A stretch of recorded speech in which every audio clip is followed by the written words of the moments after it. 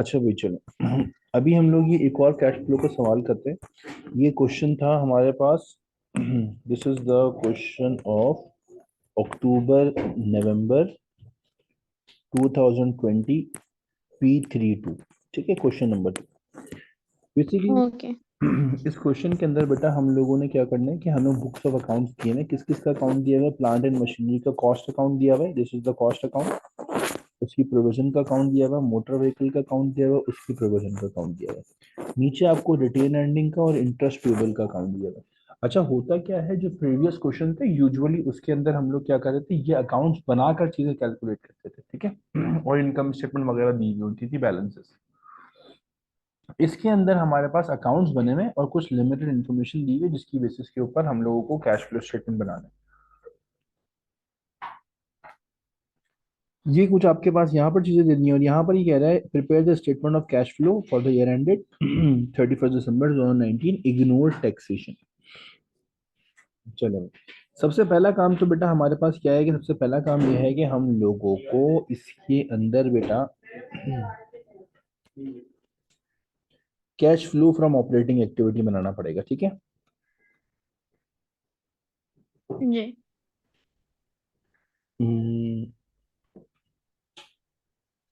सबसे पहले हम निकालेंगे cash flow from operating activity. ठीक है। ओके। अब जो cash flow from operating activity है बेटा, सबसे पहले इसके अंदर हम लोगों को क्या चाहिए होगा? ऑपरेटिंग प्रॉफिट, जिसको हम प्रॉफिट फ्रॉम ऑपरेशंस भी बोलते हैं और profit before interest and tax भी बोलते हैं। अच्छा भाई देखिए, अगर इस क्वेश्चन में तो हमारे पास जो है वो ऑपरेटिंग प्रॉफिट कैसे निकालेंगे? आपके पास क्वेश्चन के अंदर प्रॉफिट फॉर द ईयर दिया हुआ है, this is the profit for the year. ठीक है, कितना दिया हुआ प्रॉफिट फॉर द ईयर भाई? The profit for the year is 15,000। अब आप एक चीज देखो कि basically profit for the year जो है, अगर हम इस यहाँ पर वर्किंग करें कि भाई जो भी आपके पास ऑपरेटिंग प्रॉफिट होगा, इसमें से हम लोग इंटरेस्ट माइनस करते हैं और इसमें से हम लोग टैक्स माइनस करते हैं, तो हमारे पास बेटा क्या आता है? Profit for the year. ठीक है। अच्छा जी। बेटा, प्रॉफिट फॉर द ईयर जो है वो हमारे पास आया है बेटा कितना? 15। टैक्सेशन को इन्होंने कहा है इग्नोर करें, which means we will assume कि टैक्सेशन इज जीरो। और जो interest charge in income statement कर रहा है बेटा, वो कितना करें? इनकम की देखें, इंटरेस्ट का अकाउंट में इनकम स्टेटमेंट वाली वैल्यू कितनी है? 4,000। तो दिस इज 4 और ऑपरेटिंग प्रॉफिट आ जाएगा, विच मीन्स अगर हम इसको वहां पर ले जाके ऐड करेंगे तो हमारा ऑपरेटिंग प्रॉफिट आ रहा होगा कुछ 9। 19। तो यहाँ पर आपके पास सबसे पहली चीज तो हो गई, ऑपरेटिंग प्रॉफिट आ गया 19,000। फिर बेटा इसके अंदर हम लोग क्या करते हैं? ऐड बैक करते हैं, ऐड करते हैं बेटा किसको? डेप्रीसिएशन को ऐड कर लेते हैं। अब ये देखिए हमारे पास डेप्रिसिएशन किस अकाउंट से मिलेगी बेटा? Provision for depreciation account. जरा मुझे बताइए, ये जो दोनों प्रोविजन फॉर डेप्रिसिएशन अकाउंट है, इसके अंदर डेप्रिसिएशन की कौन सी वैल्यू हम लोग वहां पर ऐड बैक करेंगे?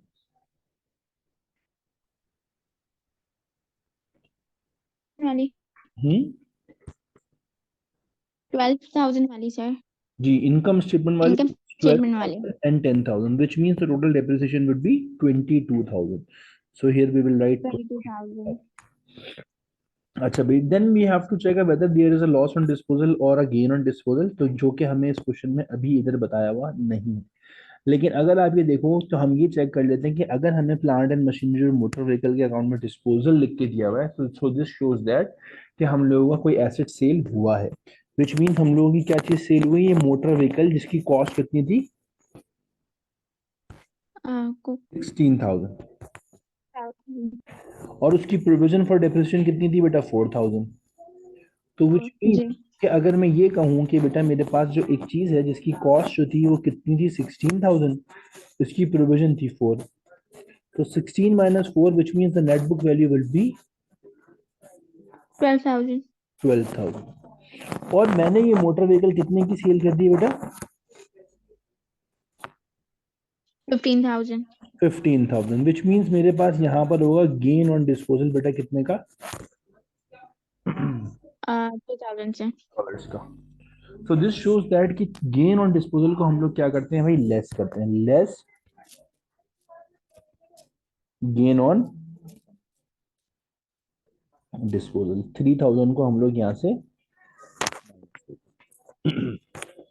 फिर कह रहे हैं इन्वेंट्री इंक्रीज हो गई है, तो increase in inventory, less increase in कितने की भाई, 17,000। ये 17,000 को लेस कर देंगे।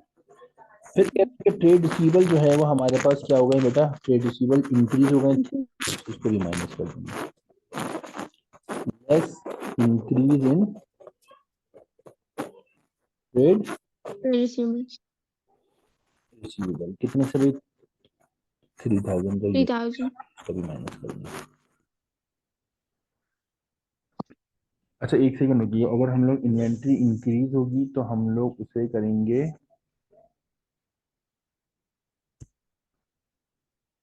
इन्वेंट्री अगर इंक्रीज हो रही है तो हम लोग इन्वेंट्री परचेज करेंगे, कैश आउटफ्लो जो होगा हम लोग उसको क्या कर देंगे यहाँ पर, लेस कर देंगे, राइट। जरा चेक करने उसमें से मैंने जो फॉर्मेट लिखवाया था वो है आपके पास,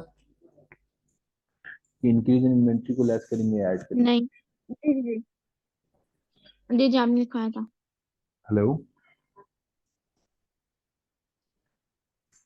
जी जी सर, एक मिनट। आपकी आवाज नहीं आ रही मुझे क्लियर।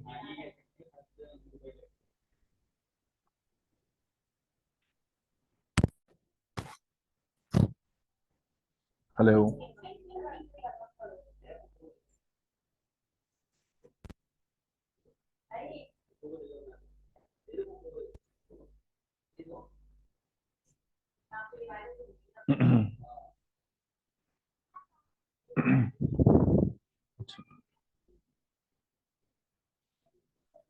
इसके बाद बेटा हमारे पास इन्होंने क्या दिया हुआ है बेटा, इसके बाद इन लोगों ने हमें दिया, सर आपने लेस ही करवाया था। सॉरी, मैंने नोटिस नहीं किया, माइक ओपन नहीं था। आपने लेस इंक्रीज इन्वेंट्री करवाया था। बस ठीक है ना, मुझे थोड़ा सा एकदम से कंफ्यूजन हुई, शायद मैंने उसको ऊपर नीचे कर दिया, less increase in inventory, less trade increase in trade receivable. ठीक है भाई, इसके बाद आप आ जाए जी ट्रेड पेबल के ऊपर। ट्रेड पेबल के बारे में कह रहा है कि आपके ट्रेड पेबल डिक्रीज हो गए हैं। अगर ट्रेड पेबल डिक्रीज हो गए हैं, दिस शोज दैट कि हमने ट्रेड रिसीवेबल से पैसे रिसीव करें, तो हम क्या कर देंगे, less decrease in trade receivable, trade payable sorry, trade receivable बेटा कितने से हमारे पास डिक्रीज हो गए हैं बेटा, हमारे पास हो गए 6,000 से, ये आ गया ट्रेड पेबल, 6,000 के ट्रेड पेबल को माइनस कर दिया, ठीक है। जी। इसके बाद हम ये चेक करेंगे हमने इंटरेस्ट कितने का पे किया है। तो इंटरेस्ट अगर हम लोग बात करें तो बेटा इंटरेस्ट जो हम लोगों ने पे किया है बैंक से वो कितने का किया है, 5,000 का इंटरेस्ट पेबल के अकाउंट में लिखा हुआ है बैंक के नाम से। तो ये आ गया आपके पास 5,000 का interest paid.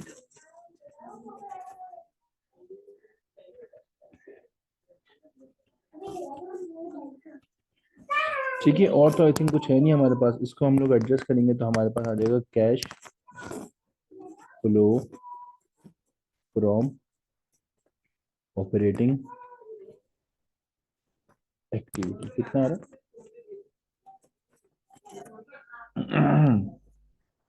So the cash flow from operating activity will be,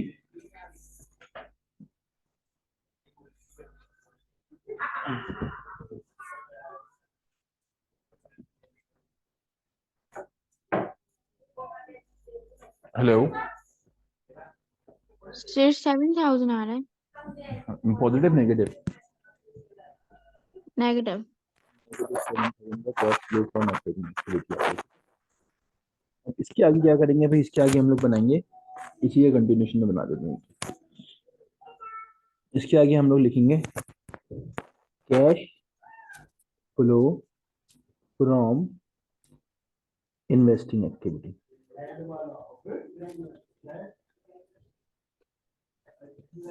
ठीक है,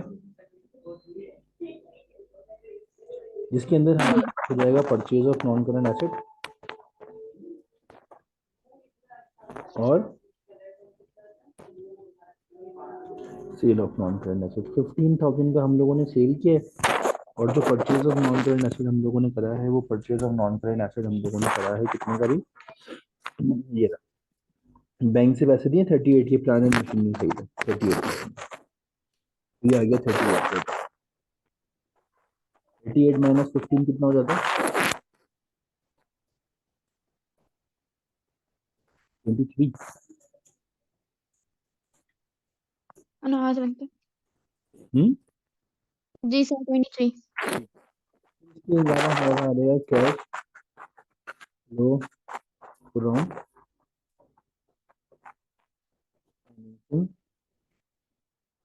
एक्टिविटीज।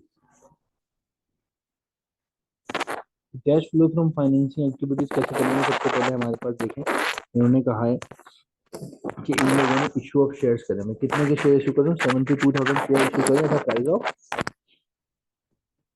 0.5 तो कितने पैसे आ गए, 0.50 कितने पैसे आए 36,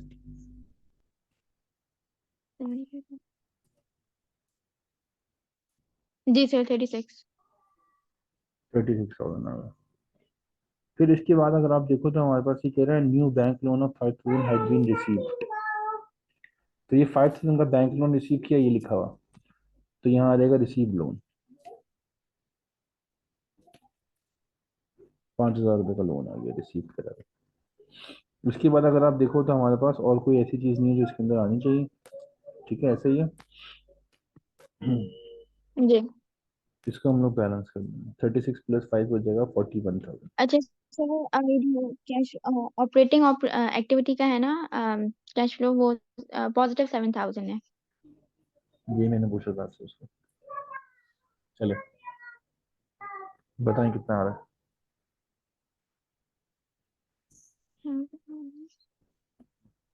48 माइनस 23,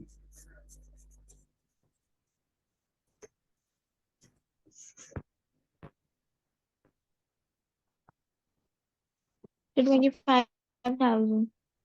25,000, ये 25,000 हो गया कैश, 25 जी। Cash flow. फिर यहाँ पर आप देखो आपके पास क्या लिखा है, the bank balance had gone from overdraft to 7,000 to positive balance, ठीक है भाई, कह रहा है कि जो बैंक बैलेंस है ना वो ओवरड्राफ्ट था, अब वो पॉजिटिव 7,000 का हो गया। मतलब इन्होंने डायरेक्टली आपको ये बोला है कि ओपनिंग बैलेंस तो हम आपको नहीं बता रहे, लेकिन ओपनिंग बैलेंस क्या था, ओवरड्राफ्ट था, क्योंकि अब क्लोजिंग बैलेंस जो है ना हमारे पास वो हो गया कितना, पॉजिटिव 7,000 हो गया। ओके 25 माइनस 17 करें तो इसका मतलब है 18,000 का हमारे पास ओपनिंग बैलेंस था नेगेटिव का,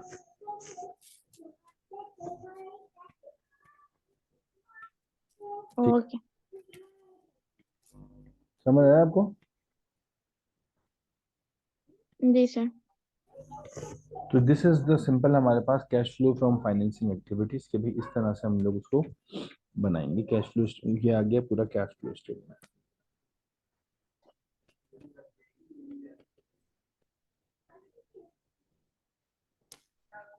ठीक है, कोई इश्यू इसके अंदर, कोई जी प्रॉब्लम, सर नहीं। ठीक है। तो ये हमारे पास का पार्ट हो गया, पार्ट ए हो गया, can explain how the premium on on an issue of shares is dealt with differently in a statement of cash flow as compare to the book of accounts in of a company, ठीक है भाई, कह रहा बताइए कि भाई आपके पास जो प्रीमियम होता है, पार्ट बी में पूछ रहा है, इसको आप कैश फ्लो में कैसे ट्रीट करेंगे। तो देखें कैश फ्लो के अंदर तो उसको सिंपल हमारे पास क्या हुआ, कहाँ पर आ जाएगा,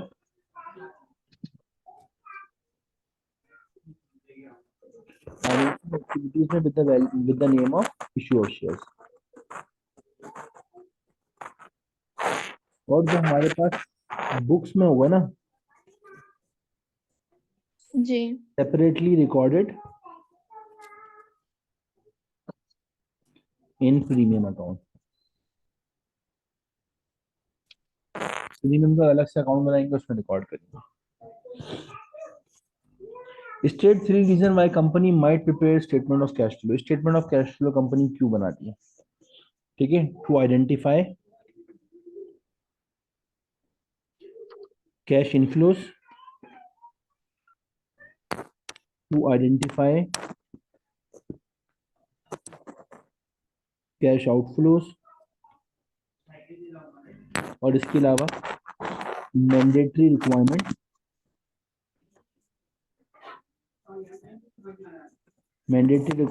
एज पर IAS 7, क्योंकि इंटरनेशनल अकाउंटिंग स्टैंडर्ड 7 जो है उसकी मैंडेटरी रिक्वायरमेंट है, तो इसलिए हम लोग बना के भाई बनाते हैं। ओके। ठीक है, तो आई थिंक कैश फ्लो के हमने बहुत सारे सवाल भी कर लिए अच्छे खासे, तो जी कहता हूँ यहाँ तक हमारे पास जो है वो हमारा कैश फ्लो जो है वो खत्म हो गया। तो आप बेटा जितना ओके। भी आपका पुराना अगला पिछला जो भी होमवर्क बाकी है, ट्राई टू कंप्लीट इट।